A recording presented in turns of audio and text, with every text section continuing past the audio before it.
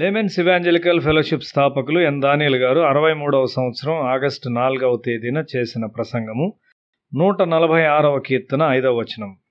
ఎవనికి యాకోబు దేవుడు సహాయుడగునో, ఎవడు తన దేవుడైన యెహోవా మీద ఆశ పెట్టుకొనునో వాడు ధన్యుడు. ఆ దేవుణ్ణి నీతో కలిగి ఉన్నావా? దేవునితో ఒక నిబంధనలోనికి నీవు ప్రవేశించావా? నీవు నన్ను దీవించేంత వరకు నేను నిన్ను విడువను అని యాకోబు చెప్పాడు. యాకోబు ఒక అవివాహితుడు కాదు. అతనికి ఒక పెద్ద కుటుంబం ఉన్నది. అతని చుట్టూ శత్రువులు ఉన్నారు. అయితే అతడు ఇప్పుడు దేవునితో ఒక నూతన నిబంధన స్థలంలో ఉన్నాడు. దేవుడు యాకోబును వెంబడిస్తూ ఉన్నాడు. మనం ఒక్కసారి ఈ లంగర్ను కనుగొంటే ఆయన మనలను ఎన్నడూ విడువడు. ఆయన మనలను సర్వసత్యంలోనికి నడిపిస్తాడు. అయితే నీవు విధేయుడువై ఉండవలసి ఉన్నావు. చాలామంది దేవునితో సంబంధం కలిగి ఉండాలని కోరతారు, కానీ వారి స్వంత మార్గాల్లో జీవించాలని కోరుతూ ఉంటారు. అప్పుడు ఈ లంగరు పనిచేయదు. ఈ లంగరు ఎక్కడ పడితే అక్కడ పనిచేయదు. నీవు దేవుని చిత్తమును తప్పక వెంబడించాలి. యేసు తన తండ్రి చిత్తాన్ని వెంబడించాడు. లోకమంతా ఆయనకు వ్యతిరేకంగా ఉన్నది. ఆయన ఎన్నడూ వెనుదిరగలేదు. ఇప్పుడు యాకోబు లంగరు కనుగొన్నాడు. అతని కుమారులు అతన్ని ప్రమాదంలోనికి లాగారు. కొన్నిసార్లు మన పిల్లలు మనలను ప్రమాదంలోనికి లాగుతూ ఉంటారు. అయినప్పటికీ ఈ లంగరు మనతో ఉండును. నీవు యాకోబు అనుభవం కలిగి ఉంటావు. ఆదికాండము 33వ అధ్యాయము 19-20 వచనాలు.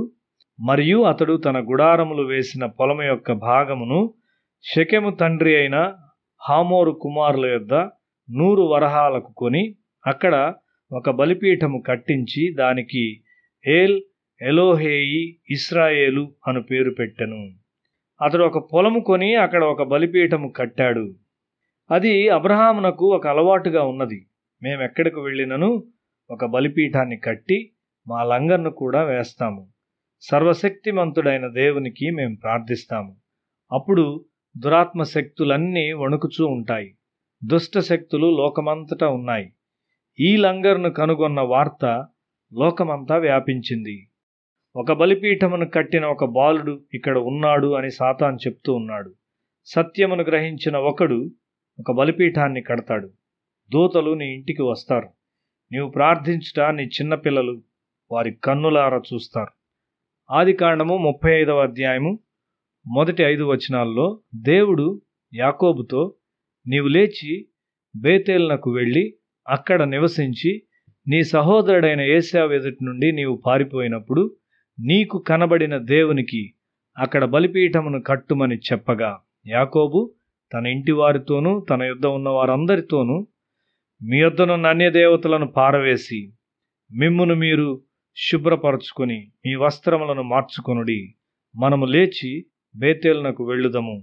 నా శ్రమ దినమున నాకు ఉత్తరమిచ్చి నేను వెళ్ళిన మార్గమున నాకు తోడయుండిన దేవునికి బలిపీఠమును అక్కడ కట్టెదనని చెప్పెను.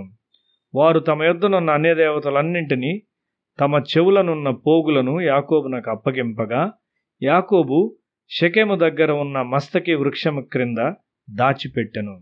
వారు ప్రయాణమైపోయినప్పుడు దేవుని భయము వారి చుట్టూ ఉన్న పట్టణముల మీద ఉండెను గనుక వారు యాకోబు కుమారులను తరుమలేదు. నీ వస్త్రములు మార్చుకో. మన వస్త్రాల్లో కొన్ని పరిశుభ్రంగా లేవు. మనము మన దుస్తులను పరిశుభ్రపరచవలసి ఉన్నాము. వాటిలో కొన్ని యథార్థమైన డబ్బుతో కొన్నవి కావు. తప్పైన స్నేహముల ద్వారా నీవు నగలను సంపాదించుకున్నావు. అవి పాతిపెట్టబడవలసి ఉన్నది. యాకోబు కుటుంబము ఇప్పుడు శుభ్రముగా ఉన్నది. పరిశుద్ధాత్ముడు వారిలో కదుల్చూ ఉన్నాడు. యాకోబు బేతేలునకు వెళ్ళాడు. మరొక బలిపీఠాన్ని కట్టాడు. అతని శత్రువులు అతనికి వ్యతిరేకంగా ఉండలేదు. దేవుడిప్పుడు ఆ కుటుంబంలో ఉన్నాడు.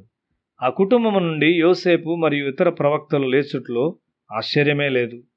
అటువంటి వాని నుండి లోకములోనున్న చీకటిని పారద్రోలగల దేవుని యొక్క బలమైన మనుష్యులు లేస్తారు.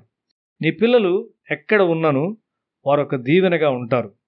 ఒక క్రొత్త నిరీక్షణ మరియు విశ్వాసం అనే లంగర్ను వారి కొరకు మాత్రమే గాక ఇతరుల కొరకును తీసుకొని వెళ్తూ ఉంటారు. అది క్రీస్తునందు లంగరు. ఒక శుద్ధ హృదయంతో నీ జీవితమును ప్రారంభించు. నీ సమయము మరియు శక్తిని వ్యర్థమైన విషయాల కొరకు అమ్ముకొనవద్దు. యాకోబు అనుభవము నీ జీవితంలోనికి వచ్చును. నీవు ఆయన్ను పిలిచినప్పుడు నేనిక్కడ ఉన్నాను అని ఆయన చెప్పును. ప్రవాహములు వచ్చినప్పుడు లంగర్ నిన్ను పట్టుకొనును. నీ దిక్సూచి విరగ్గొట్టబడినప్పటికీ సిలువ నిన్ను పట్టుకొనును.